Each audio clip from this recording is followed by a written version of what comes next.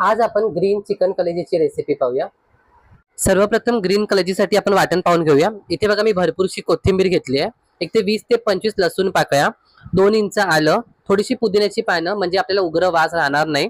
इथे थोडंसं सुकं खोबरं मी रोस्ट करून घेतले आणि 10 ते 12 मी कमी तिखटवाल्या हिरव्या मिरच्या।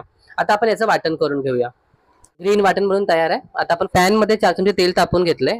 आपण यामध्ये 1 कप कांदा ऍड करतोय। कांदा नरम झाल्यावर आपण हे ग्रीन वाटण आपले ऍड करूया। चवीनुसार मीठ घालून घेऊया।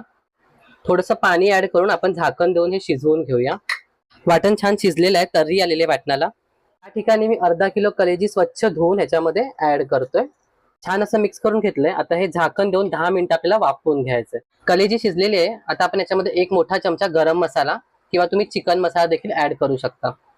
आणि अशा प्रकारे आपली ग्रीन चिकन कलेजी बनून तयार आहे। रेसिपी आवडल्यास लाईक, शेअर, सबस्क्राईब। धन्यवाद।